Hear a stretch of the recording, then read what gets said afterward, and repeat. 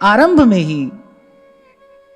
ही भगवान वेदव्यास ने ये कह दिया है, सर्व वेदेतिहासानाम सारम सारम समुद्रितम। मैंने सब वेदों का और पुराणों का जो सार है वो श्रीमद् भागवत में रख दिया है। और फिर इसकी महामहिमा क्या है? फिर इसके श्रवण मात्र की इच्छा यदि किसी के हृदय में हो जाए, अनेक जन्मों का संचित पुण्य हो, संतों गुरुजनों की कृपा हो, और कहीं मन में इच्छा हो जाए कि एक बार हम भी श्रीमद् भागवत का श्रवण कर लें, सुन लें, क्योंकि वहां गोपांगनाएं कह रही हैं ये कथा कैसी है? श्रवण मंगलम। देखो हमारा कल्याण हो के नहीं, आपका हो जाएगा। ये नहीं कहा है कथन मंगलम, है ना, कहा है श्रवण मंगलम, आपका हो जाएगा सुनने मात्र से। शिवदम शिवम ददातीत शिवदम, जो कल्याण का दान करने वाली। ये कथा कल्याणी है, कल्याण कर देने वाली है। और जीव का कल्याण कब होता है? संस्कृति से मुक्त होने पर ही जीव का कल्याण होता है। जीव शिव स्वरूप कब होता है? जब आवागमन के द्वंद्व से सदा के लिए मुक्त हो जाए, जब ये आना जाना, ये भूलना भटकना सदा के लिए समाप्त हो जाए, जब सच्चे सुख की प्राप्ति हो जाए, तभी कहना जी भाई कल्याण हुआ है। जब मन के संशय दूर हो जाएं, लक्ष्य दिखाई पड़ने लगे, मार्ग पर निर्बाध गति हो जाए, तब समझना चाहिए कल्याण हुआ है। ये श्रीमद् भागवत उसी कल्याण का दान करने वाली है, शिवदम। और घोषणा कर रहे हैं भगवान वेदव्यास, तापत्रयोन्मूलनम, आदि भौतिक, आदि दैविक और आध्यात्मिक तीनों प्रकार के ताप शाप दूर करने वाली है। आदि भौतिक ताप क्या है? गोस्वामी जी ने बताया मानस में, नहीं दरिद्र सम दुख जग माही। दरिद्रता है और आदि व्याधि है, ये सब आदि भौतिक ताप है। और कभी कभी आप देखते हो कि आप तो बिल्कुल सीधे रास्ते चल रहे थे, एकाएक कोई भयानक दुख आकर सिर पर टूट पड़ा। ये सब क्या है? ये आदि भौतिक ताप है। फिर जो मन में विक्षेप है,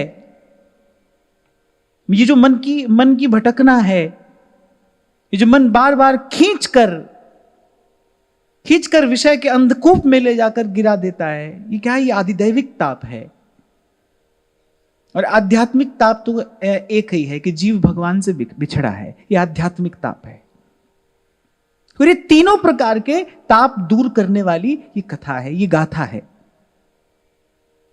जैसे तुलसी बाबा मानस के लिए कहते हैं ना, मंगल करणी कलिमल हर, तुलसी कथा रघुनाथ की, मंगल करणी कलिमल हर। मंगल करती है, कलिमल हरती है।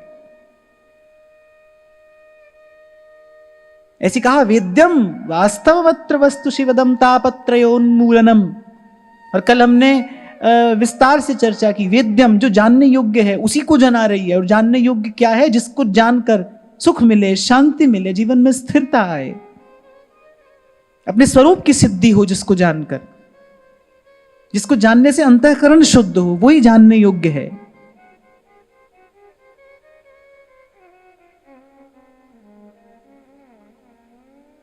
कितना अनर्थ जन्य, जिसको सुनने से, जिसको जानने से अनर्थ होता है, कितना अनर्थ जन्य विचार हम अपने भीतर डाल लेते हैं, यहां वहां से कुछ भी सुनकर। कल भी मैंने कहा था, मैं आज फिर दोहराता हूं कि अच्छा सुनोगे नहीं तो फिर अच्छा सोचोगे भी नहीं। अच्छा सोचोगे नहीं तो अच्छा समझ नहीं पाओगे, और सोचना समझना ही यदि ठीक नहीं हुआ तो करना ठीक कैसे होगा? इसलिए बहुत विचार कर, भक्ति मार्ग के आचार्यों ने भी और स्वयं भगवान ने भी कहा, प्रथम भक्ति श्रवणम, अच्छा सुनो। पहली भक्ति है कि इस इंद्रिय को भजन में लगाइए, इस इंद्रिय को खींचकर सन्मार्ग पर लेकर जाइए। कभी आपको मैंने कहा था कि विषय का सेवन करने से भी ज्यादा भयानक है विषय का चिंतन करना। विषय का चिंतन कैसे होता है? विषय की वार्ता श्रवण करने से ही विषय का चिंतन होता है। आप देख लेना, आप इसका अनुभव कर लेना। आप विषय वार्ता का श्रवण करोगे, उससे आपका चिंतन दूषित हो जाएगा, उससे आपका विचार दूषित हो जाएगा। जैसे एक व्यक्ति आपके पास में खड़ा धूम्रपान कर रहा है, आप नहीं कर रहे पर वो कर रहा है, पर उसकी थोड़ी बहुत क्षति तो आपको भी हो रही है। इसको कह देते हैं पैसिव स्मोकिंग। आपके साथ रहने वाला व्यक्ति अगर धूम्रपान करता रहता है, आप नहीं करते, तो आपका स्वास्थ्य भी कहीं ना कहीं थोड़ा घना उससे प्रभावित होगा। ऐसे दो लोग व्यर्थ की वार्ता कर रहे हैं, दो लोग विषय की चर्चा कर रहे हैं, आपने कहा भाई हम तो नहीं कर रहे, हम तो केवल बैठे थे। ना ना, बैठना भी ठीक नहीं है। कान से वो भीतर जाएगा, आपके चिंतन को, आपके विचार को दूषित करेगा। आप कभी इसका अनुभव करना। पर बात क्या है कि जीवन में सत्संग के अभाव में विवेक रहता नहीं और व्यक्ति सावधान रह नहीं पाता। और भूल तो ऐसी है कि भूलते भूलते व्यक्ति को यह भी भूल जाता है कि मैं भूल कर रहा हूं। भूल कैसी होती है, भूल क्या है? भूलते भूलते व्यक्ति यह भी भूल जाता है कि मैं गलत कर रहा हूं, कि मैं भूल रहा हूं। यदि गलती को आप बार बार दोहराते हैं तो आप ध्यान रखना, आप वहां पहुंच जाओगे जहां गलत आपको ठीक लगने लगेगा। आपको लगने लगेगा यही ठीक है। इसलिए कल आपको मैंने निवेदन किया था, तुलसी बाबा कह रहे हैं कि यही विधि सकल जीव जग रोगी। कह रही मानस रोग हैं तो सभी कोई, पर बिरला कोई होता है जो पहचान लेता है कि मेरे भीतर ये रोग है।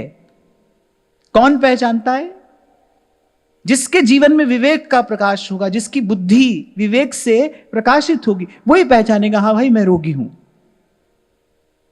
वही दौड़ेगा सदगुरु रूपी वैद्य के पास, वही याचना करेगा गुरु से औषधि की, वही पथ्य कुपथ्य का विचार कर पाएगा जो पहले ये स्वीकार करे मेरे को रोग है।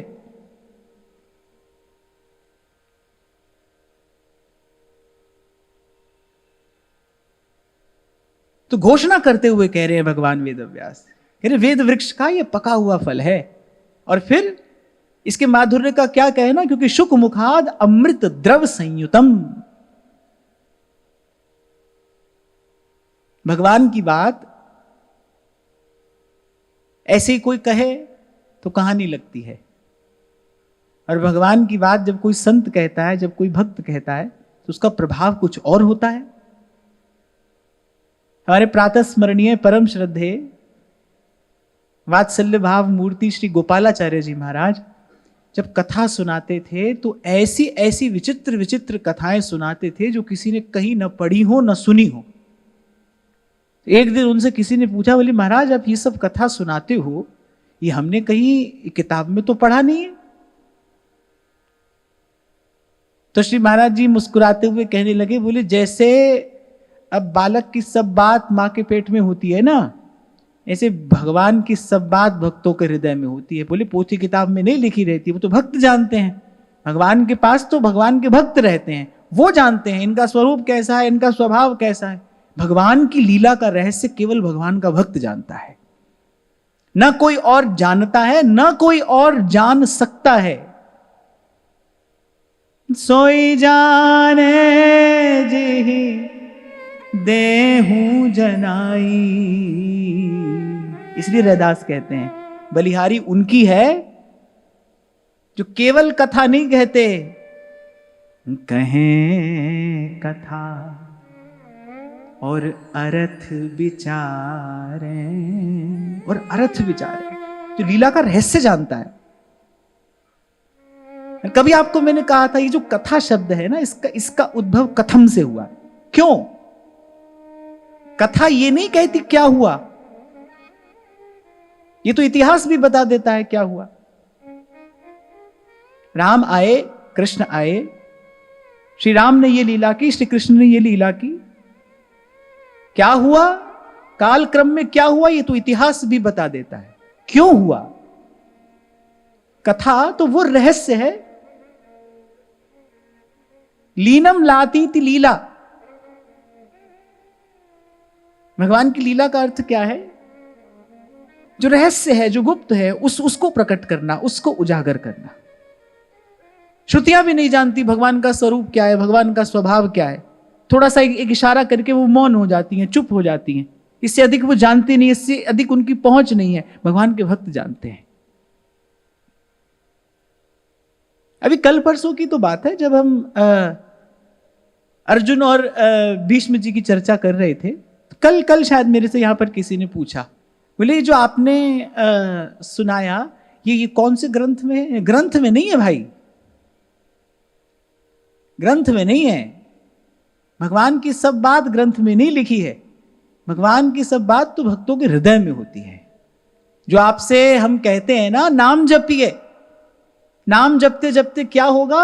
हृदय में रूप का प्रकाश होगा। उस रूप के प्रकाश में प्रभु की लीला का दर्शन होता है। क्यों मैं बार बार आपसे कहता हूं, भाई सारी शक्ति नाम जप में लगाओ, सब साधन छोड़कर लग जाओ, दिन रात नाम जप में लग जाओ, सांस सांस सिमरे गोविंद। लक्ष्य यही होना चाहिए हमारा कि एक भी श्वास बिना नाम के नहीं जाए। ये सोचोगे ना दिन रात भजन करें, तब थोड़ा भजन हो पाएगा। आप ये संकल्प करो कि मैं दिन रात भजन करूंगा, तब थोड़ा भजन हो पाएगा, तब भजन में थोड़ी निरंतरता आ पाएगी। आप सोचो थोड़ा सुबह शाम समय मिलेगा कर लेंगे, तो वो तो मैं आपको उदाहरण दिया करता हूं भाई, वो तो खारे पानी के कुएं में खांड की चुटकी डालने जैसा है। उससे कुएं का जल मीठा नहीं हो जाएगा, तो खारा ही रहेगा। ईमानदारी से यह संकल्प करोगे कि भाई दिन रात भजन करेंगे, तब थोड़ा भजन होगा, तब थोड़ी भजन में निरंतरता आएगी। तो निरंतर भजन करते करते, नाम बीज है ना। सेवक जी महाराज कह रहे, ललिता अधिक श्यामा और श्याम, श्री हरिवंश प्रेम रस धाम, नाम प्रगट जग जानिए। नाम बीज है, फिर झलकने लगता है। पहले नाम क्या करता है? पहले नाम हृदय के दर्पण को स्वच्छ करता है। वो जो दर्पण पे धूल जमी है ना जन्मों जन्मों की, पहले नाम उसका मार्जन करता है। क्यों? नाम जपते ही आपको, मुझे कभी कभी ऐसा लगता है ना, भाई क्यों आनंद नहीं आ रहा है? सुना तो था नाम जपेंगे तो दर्शन होगा, पर नहीं हो रहा है। भाई पहले नाम क्या करेगा? चेतो दर्पण मार्जनम। प्रक्रिया बताइए चैतन्य महाप्रभु ने प्रथम श्लोक में। ये जो 8 श्लोक श्री चैतन्य महाप्रभु ने कहे, उसके प्रथम श्लोक में श्री महाप्रभु जी ने स्पष्ट किया है क्या होगा, कैसे होगा। कह रहे चेतो दर्पण मार्जनम, भव महा दावाग्नि निर्वापणम। फिर कहा श्रेय कैरव चंद्रिका वितरणम, विद्यावधु जीवनम। इसके बाद जब रूप का दर्शन होगा, आनंदाम्बुदिवरधनम प्रतिपदम पूर्णामृतास्वादनम, सर्वात्मस्नपनम परम विजयते श्री कृष्ण संकीर्तनम। भाई झटपट भी ये कार्य हो सकता है, थोड़ी देर भी लग सकती है। पर देर लग रही हो तो बस यही सोचना चाहिए, यही विचारना चाहिए भाई कि मेरे मन के दर्पण पर बहुत धूल होगी, पर वो व्यर्थ नहीं जा रहा है, वो व्यर्थ नहीं जा रहा है। नाम का जप व्यर्थ नहीं जा सकता। कोई भी साधन,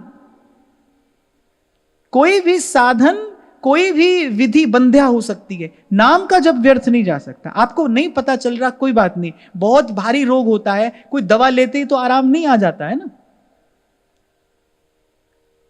बड़ा भारी रोग होता है, डॉक्टर कहता है भाई 1-2 साल दवाई करनी पड़ेगी। शुरू के 2-4 महीने कोई आराम नहीं आता है, लेकिन दवा ने भीतर जाकर अपना कार्य करना आरंभ कर दिया है। कल यही तो आपको मैं निवेदन कर रहा था, भाई श्रद्धा और विश्वास ही हमारी अर्जित संपत्ति है। गुरु के वचनों में श्रद्धा और भगवान के नाम में विश्वास बना रहे। मतंग ऋषि ने शबरी जी को मंत्रराज श्री राम का नाम जपने के लिए कहा और कहा तू प्रतीक्षा करना, राम आएंगे। राम आ गए। गुरु ने कहा था, अपनी ओर देखती थी तो बड़ी निराशा होती थी। स्वयं कह रही हैं अधम ते अधम हीन मैं नारी की विधिय स्तुति करूं तिहार। अपनी ओर देखती थी तो बड़ी निराशा होती थी, कैसे आएंगे। आसपास देखती थी तो और मन निराश हो जाता था। बड़े बड़े ऋषि मुनि, यम नियम और कैसे कैसे कठिन साधनों से स्वयं को साध रहे हैं। मैं क्या कर रही हूं, बस सोहनी लेकर और रोज मार्ग बुहारती हूं। यहां वहां से जंगल से ऐसे थोड़े से कंदमूल फल बीन कर ले आती हूं। कहां देखो इनका साधन, देखो योग यज्ञ जप तप व्रत पूजा छठ संपत्ति से संपन्न ये ऋषि मुनि, और कहां देखो मैं किनके सन्मुख भी नहीं जा सकती। उस समय की व्यवस्था ऐसी थी कि शबरी को तो उन ऋषि मुनियों के दर्शन का भी अधिकार नहीं था कि उनके सन्मुख चली जाऊं, उनका दर्शन कर लूं। तो अपनी ओर देखती थी, बड़ी निराशा होती थी। उस निराशा से कौन बाहर निकालता था? महाराज कहते हैं वाणी में, बाह पकड़ कड़ लीने अपने। उस निराशा से कौन बाहर निकालता था? उस निराशा से गुरु का शब्द बाहर निकालता था कि नहीं भाई, अपनी ओर देखूं तो फिर तो कोई संभावना नहीं है, पर पता नहीं क्यों मेरे गुरु मुझ पर ही अकारण कृपा करके चले गए हैं। वो कह गए हैं राम आएंगे, तेरी कुटिया में राम आएंगे, और राम आ गए। इसीलिए मैं तो आपको कई बार कहता हूं, भाई मन बहुत उछल कूद करे, आपको लगे भाई कोई परिणाम हमारे जीवन में नहीं आ रहा है भजन का, हम तो कुछ नहीं देख पा रहे हैं, कोई आनंद नहीं है, कोई सुख नहीं है, पर गुरु की आज्ञा में बने रहना। और मैं तो कहता हूं मन को एक ही बात कहनी है, हमको नाम जप क्यों करना है? क्योंकि गुरु की आज्ञा है, बस। और विश्वास रखना, कृपा पात्र सोई जानिए जो आज्ञावर्ती होए। गुरु की आज्ञा में बने रहने वाला एक दिन भगवत कृपा का पात्र अवश्य होता है, अवश्य होता है, होता ही है, होता ही है। श्री बीठल दास जी को जब पत्र लिखा श्री महाप्रभु जी ने, तो श्री प्रिया जी को महाप्रभु कह रहे हैं, तिहारे स्थापे गुरु मार्ग विषय अविश्वास अज्ञानी को होता है। वस्तुतः इस गुरु परंपरा के संस्थापक स्वयं भगवान हैं। इसकी रक्षा भगवान कर रहे हैं, सदा हर काल में कर रहे हैं और करते रहेंगे। जो गुरु की आज्ञा में बना रहेगा, एक दिन भगवत कृपा का पात्र हो जाएगा। नाम जपोगे, जपते जपते एक समय ऐसा आएगा जब आंख बंद करोगे और प्रभु के नामी के स्वरूप की झलक मन के दर्पण पर, मन के मुकुर पर पड़ने लगेगी। उसके प्रकाश में फिर लीला का दर्शन होता है, फिर भगवान की लीला का रहस्य समझ में आता है। जब रहस्य समझ में आता है, देखो आप स्टेडियम में बैठकर खेल देख रहे हो, लेकिन आपको खेल का नियम पता नहीं है, आपको आनंद आएगा? नहीं आएगा। खेल का आनंद तब आता है ना जब आपको खेलना भले ना आता हो, लेकिन खेल का नियम पता हो। ऐसे श्री ठाकुर जी की लीला का आनंद कब आता है? जब लीला का रहस्य समझ में आ जाता है। कैसा कैसा प्रलाप लोग करते हैं श्री कृष्ण की लीला के विषय में, रास लीला के विषय में। जब चीर हरण की बात आती है, तब कैसा कैसा प्रलाप मूर्ख लोग करते हैं, कैसी कैसी बातें लोग कहते हैं। और वहीं उसी समय जो भगवान के भक्त हैं, जिनको भगवत कृपा से भगवान की लीला का रहस्य समझ में आ गया है, जो कथा का अर्थ, कथा का मर्म जान गए हैं, उसी लीला का पुनः पुनः पुनः पुनः गान करके आनंद में मग्न रहते हैं। अरे माया काल से परे हो जाते हैं। काक भुसुंडी श्री राम की कथा कहते कहते कैसी अद्भुत, कैसी विलक्षण स्थिति को प्राप्त कर गए हैं। 27 कल्पों से राम कथा कह रहे हैं, भगवान की आराधना कर रहे हैं। जब जब भगवान का अवतार होता है, तब तब जाते हैं और भगवान लीला का दर्शन करते हैं। ये स्थिति, ये सिद्धि कैसे पाई? गरुड़ जी ने पूछा, भाई कैसे मिल गया आपको ये स्थान, ऐसी सिद्धि कहां से प्राप्त हुई? तो भुसुंडी जी ने कहा, भाई भगवान का गुण गाते हैं। गाया गाया हरि गुण गाया, गाया गाया हरि गुण गाया, गाया गाया हरि गुण गाया, काल व्याल सो बाँची। मायरी सावरे रंग राजी, सावरे रंग राजी। मैं कह रहे भाई इस फल में न छिलका है न गुठली है, रस ही रस है, केवल रस ही है इसमें, इसलिए रसिकों के लिए है। मुहुरहो रसिका भुवि भावुका, बार बार बार बार इसको सुनना नहीं है, इस रस का पान करना है। पिबन्ति ये भगवत आत्मनः सता, कथामृतम श्रवण पुटेषु संभृतम, पुनन्ति विषय विदूषिताशयम। और कह रहे हैं इसका प्रताप क्या है, व्रजंति तच्चरण सरोरुहांतिकम। बोले आपको कहीं नहीं जाना है, आप तो बस बैठे बैठे कथा सुनते रहना। बोले जिनकी कथा का श्रवण कर रहे हो ना, वो आ जाएंगे, वो आ जाएंगे, वो व्रजंति तच्चरण सरोरुहांतिकम, वो हृदय तक आ जाएंगे। ये साधन, ये विधि अमोघ है,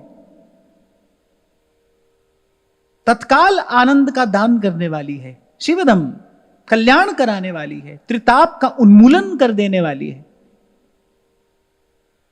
सहज है, सरल है, सुगम है। बस प्रभु की कृपा इतनी हो, क्योंकि पुण्य पुंज बिन मिलहि न संता। प्रभु की कृपा इतनी हो कि कोई ऐसो रे सुखदाई, जिस हरि की कथा सुनाई, तिस भेटे गति हो हमार। कल जो हम बात कर रहे थे ना, जब तक मन लगा रहेगा ना बाहर किसी खटपट में, मान लो कथा कहने वाले का मन अगर लगा है बाहर किसी व्यवहार में, किसी व्यापार में, मन बुद्धि में कोई और व्यापार चल रहा है, जब तक तन्मयता नहीं होगी तब तक इसका रस प्रकट नहीं होता। सेवक जी महाराज ने स्पष्ट किया है, सोई सेवक रसिक अनन्य विमल यश विस्तरे। कथा कहने वाले का केवल एक उद्देश्य हो कि भाई भगवान की विमल यश का विस्तार करना है, केवल उसके मन का एक ही भाव हो कि भाई हरिगुण गाना है, बस। इससे क्या होगा, होगा या नहीं होगा, है नहीं, इसके पीछे कोई अन्य वासना, कोई अन्य लालसा ना हो। होते ही क्या होगा, कथा सारस ततो गतः। कथा का जो सार है, कथा का जो वास्तविक रस है, कथा का जो आनंद है, कथा का जो फल है, कथा का फल क्या है, कथा का फल भगवान है, कथा का फल भगवान की भक्ति है। गरुड़ जी अंत में यही कहकर तो गए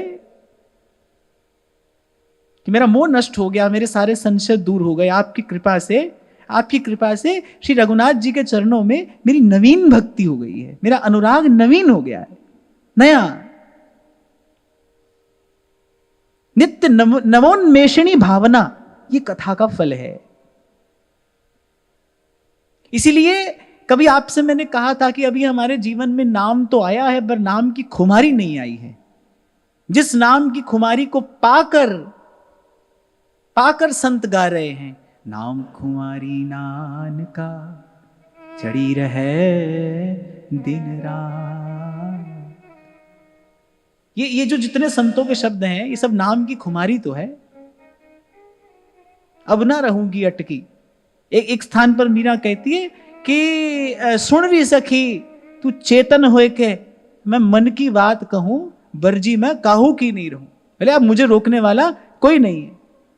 हो मेरो कोई ना रोकण हार,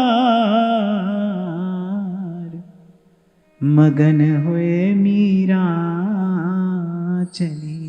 अब मुझे रोकने वाला कोई नहीं है। अब बस बड़ी बात है कि ऐसा कोई सुनाने वाला मिल जाए, और फिर ऐसा कोई श्रोता सोई परम सुजान, सुनत चित रति करे, ऐसा कोई श्रोता मिल जाए। इसलिए तो 2 दिन पहले आपसे कह रहा था कि भाई जो जिसको श्रवण की इच्छा हो वो आए। हमको बहुत लोगों की अब भीड़ यहां नहीं चाहिए। भीड़ में तो रस में विरस होता है। मैं देखता हूं शनिवार रविवार को जब बहुत अधिक संख्या में लोग होते हैं तब वातावरण और होता है। थोड़ी सी भी खटपट हो जाए तो तार टूट जाता है।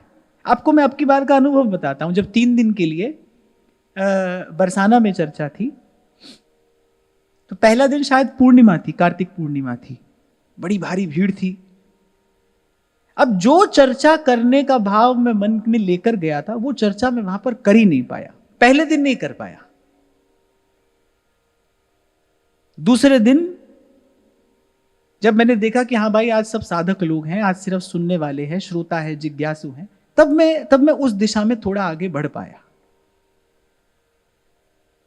अरे मैं तो सदा कहता हूं भाई, ये जितनी बातें हम यहां कह सुन रहे हैं, ये बातें जब प्रकट हुई तब एक कहने वाला था, एक सुनने वाला था।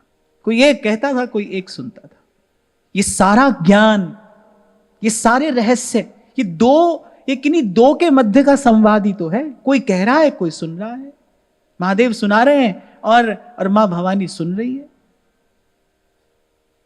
और गोस्वामी जी कह रहे हैं भाई हमको तो कोई भी नहीं मिला, तो हम तो अपने मन को ही सुना रहे हैं। स्वांतः सुखाय तुलसी रघुनाथ गाथा, रघुनाथ गाथा। हमारे ध्रुवदास जी भी कहते हैं या मन के अवलंब हित कीन्हो आहि उपाय। अरे अपने मन को सहारा देने के लिए हमको ये उपाय मिल गया है। अपने मन को बिठाकर और प्रभु की हरि की कथा सुनाते हैं। हमारा लक्ष्य क्या हो, हमारे लिए कथा का प्रसाद क्या हो? हमारे लिए कथा का प्रसाद ये हो कि हमें उस रस विशेष की प्राप्ति हो जाए, जिसको प्राप्त करके यत् प्राप्य न किंचित वांछति न शोचति न द्वेष्टि न रमते नोत्साही भवति। जिसको प्राप्त करके वो चिर तृष्णा हमको प्राप्त हो, और सुने और सुने और सुने।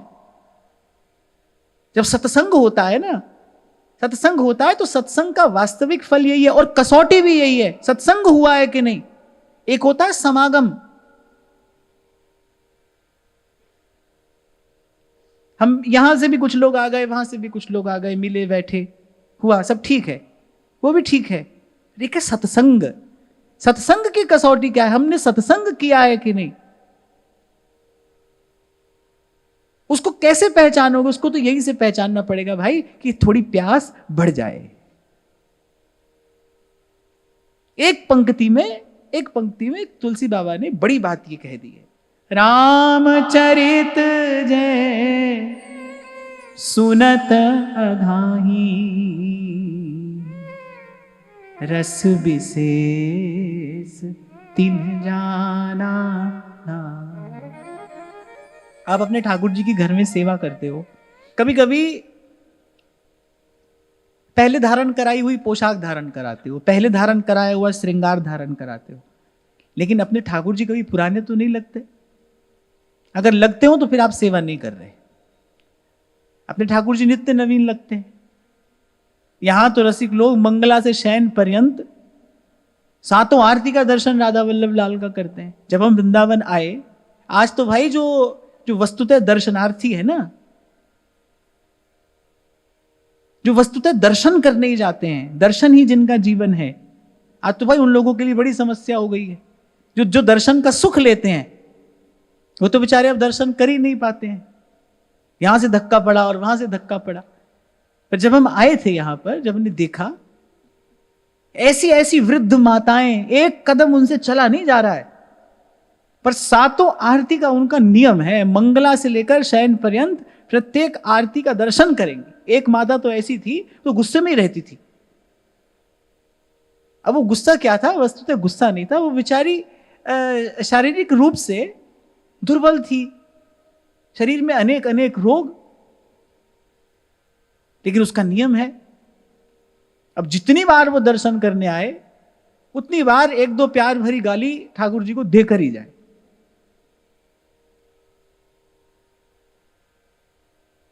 एक बार तो मंगला आरती का समय था, मुझे याद आ रहा है कि ऐसे उनके पास जाकर हम लोग बैठ गए।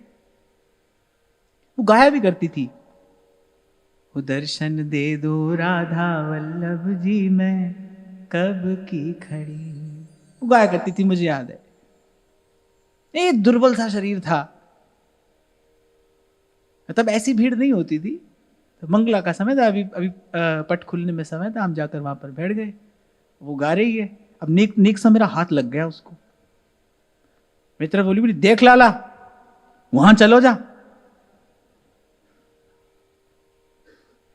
हम चुपचाप चले गए। जब आरती हुई मैं फिर गया उनके पास, तो मैंने श्री हरिवंश किया, उस हाथ में किनका था, किनका प्रसाद दिया। फिर मेरा हाथ पकड़ कर ही वो बाहर आई, और हाथ पकड़ के बाहर आते आते मुझे कह रही है, बोली कितने बरस हो गए मैं याते कह रही हूं, अब मुझे ले जा, अब मुझे ले जा अपने संग, अब मेरे यहाँ कहा धरो है, चलो मुँह पे जाए नहीं, दिखे मुझे है नहीं, रोज आते कहूं मुझे आके ले जा, पर लेके ना जा रहा हो। लेकिन उसका हमने देखा अंत तक नियम रहा, सातों आरती का वो दर्शन करती थी। तो जो ऐसा दर्शन का सुख लेने वाले थे, अब वो तो कम दिखाई पड़ते हैं, क्योंकि ऐसे वातावरण बदल गया, अब धीरे धीरे और बदल रहा है। खैर मैं क्या कह रहा था, भूल गया।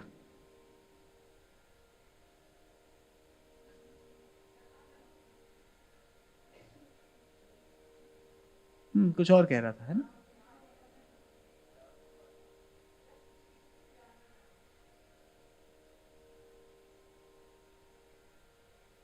मैया की याद में कथा भूल गई, देखो। चलो यहीं से आगे चलते हैं। रस विशेष तिन जाना नहीं। मैं ये कह रहा था, हाँ भाई हमारा लक्ष्य क्या हो, हमको भी किसी ऐसे भाव की प्राप्ति हो। हाँ मैं ये कह रहा था कि रोज दर्शन करो, पर ठाकुर जी पुराने थोड़ी लगते हैं। दर्शन करने वाले सुबह से लेकर रात तक सातों बार दर्शन कर रहे हैं, लेकिन उनका आनंद नवीन है। ऐसे ही कथा भी हो, कभी ऐसा ना लगे कि कथा पुरानी है, ये तो हमने पहले सुना है। अगर आपको कभी ऐसा लगे ना पहले भी सुना है, तो समझना केवल सुना ही है, केवल सुना ही है। रामचरित जय सुनत अघाही, रस विशेष तिन्ह जाना